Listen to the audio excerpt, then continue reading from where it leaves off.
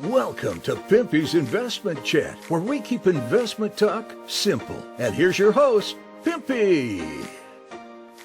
What is going on out there, peeps? All right, let's get back to Iraq, shall we? Plus, let's go ahead and address a rumor that's going around. Somebody has a rumor going around that the exchange rate is going to be $28 to 1. Yep, you heard me right. $28 to 1.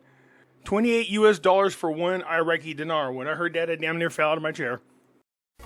Before we get started, do me a favor, hit the thumbs up button. If you're not a subscriber, please do so, because when you do, it helps out the channel, and I certainly do appreciate it. If you're thinking about buying gold and silver, head on over to our friends at Miles Franklin. The link will be down below in the description. When you make your purchase, make sure you use promo code Pimpy, P-I-M-P-Y, and they'll take care of you. If you have any additional questions, you can reach us over here at this phone number or over here at this particular email. For all orders over $10,000, reach out by email and we'll make sure that you get a great deal. So come on over to Miles Franklin and add to your precious metal inventory. So yes, $28 to 1. My thought is this. There's so many people kind of getting excited about it and people going, is this real? Well, what you should ask yourself is this. Which currency out there currently is the most valuable? That'd be the Kuwait dinar. And the Kuwait dinar, I don't think it's $3.22 for every one Kuwait dinar. And they've been the richest currency now for quite some time. And now you think so is going to come out with an exchange rate of 28 to 1? Yikes. Iraq participates in the 27th St. Petersburg International Economic Forum. Now this is a big what to do. There's a lot of people there. You can see right here, more than 17,000 participants from more than 136 countries, heads of states and governments, ministers, government officials, ambassadors, politicians from 45 countries attended the forum. Russian President Vladimir Putin also participated in a plenary session of the forum. So during the meetings, they discussed the economic challenges facing the world and how to find sustainable solutions in light of the current global transformation, and discussed cooperation in the field of international transport, as well as cooperation in the field of artificial intelligence and digital technology, and finding common approaches to the development of education in line with the technological development in the world. So a company has come forward, if you haven't seen my video yet, talking about the unit. And that looks like the road that the BRICS nations are going to go down, is using the unit as their currency. And I'm sure that a lot of those world leaders were speaking about it at this get-together here. I'm curious to see what comes out of this, but this is really good for our Iraq to be there, mingle with a lot of people, see what kind of memorandums of understanding they can get signed. Transportation, IFC International put forward 3 options on Baghdad International Airport. Yeah, it needs a little fixing up is what it is. There's 3 options that they were given. So right here you can see this is what was proposed. The first, the rehabilitation of the current airport. The second is the construction of a new airport. And the third included integration of the first and second options. And that's the one the government is leaning towards. Now, of course, having the airport rehabilitated, you're going to have a lot of tourists going through there. Right now, I think they're only at, 15% capacity? Yeah, it's at 15.7% capacity.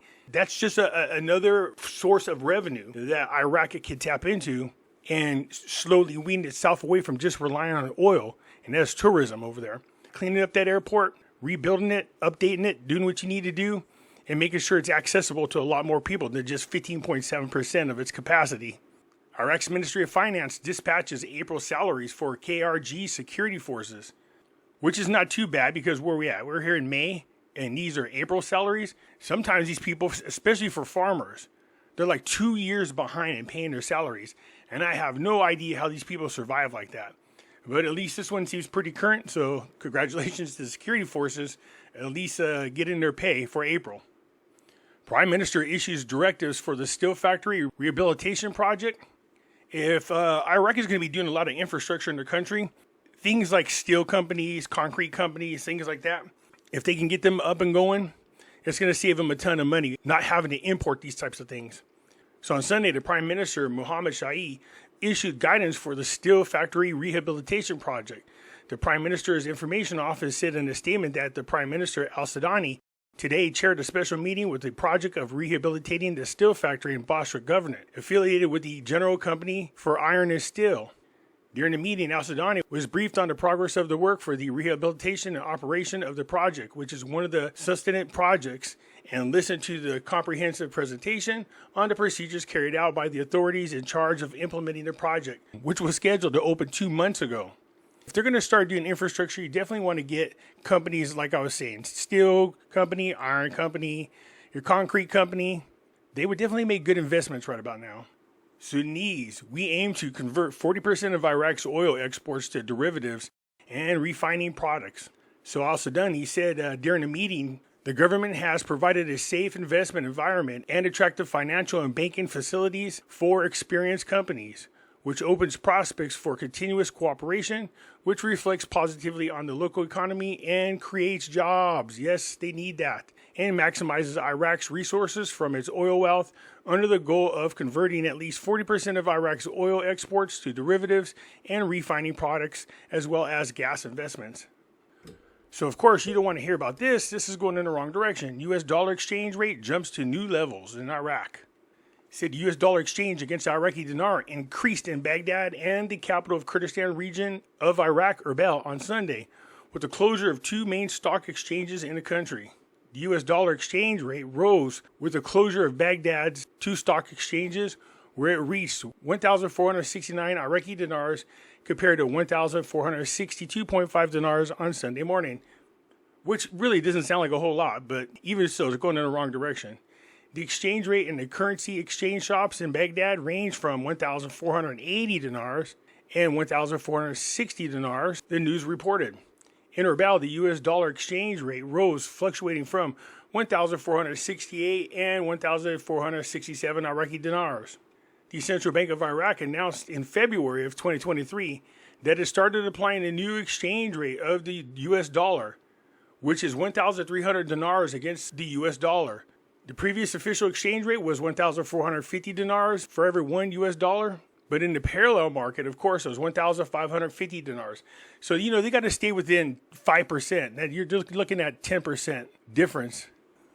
Keep your fingers crossed that that gap between the official rate and the black market rate doesn't keep widening. You don't want that to happen. Iraq's gasoline production reached 24,800 cubic meters per day. This is one of the areas that Iraq wants to exploit and start doing more of. The Iraqi Prime Minister Al-Sudani stated on Saturday that Iraq's gasoline production reached 24,800 cubic meters per day, up from 15,000 cubic meters per day. Not quite doubled, but it's up there. Al-Sudani's remarks took place during the inauguration of the high-octane gasoline isomerization unit in Basra refinery. The Iraqi Prime Minister noted the importance of the inauguration of the new isomerization unit, as it will help the country cover its needs for oil derivatives and stop the import of petroleum products. So Iraq imports gasoline, which is interesting. But of course, if this production ramps up, then they won't need to import, and that's going to save them a ton of money. You can see right here, they spend, $200 million annually to import gas products, or I should say high octane gasoline. The operation of the isomerization unit will increase Iraq's production of high octane gasoline to 11,000 barrels per day, reduce the country's imports of gasoline, and save more than $200 million annually. The project is part of Iraq's government's plans to achieve self-sufficiency in oil derivatives and will increase the refining capacity of petroleum products and improve their quality. So it does have the capacity to do more. With a capacity of 300,000 barrels per day, the refinery will meet all environmental regulations worldwide and utilize cutting-edge technology to produce oil derivatives for both domestic and international markets. So it's good to see Iraq is still moving forward with big projects. We like to see that, especially with the airport. If it's only at 15.7% capacity, obviously that's not where they want to be. As they rehabilitate the international airport and their capacity increases, you'll see a lot more tourism over there in Iraq. Slowly but surely, weaning them away from relying so much on oil products. Anyways, that's it for now. I look forward to hearing from you. I'm out.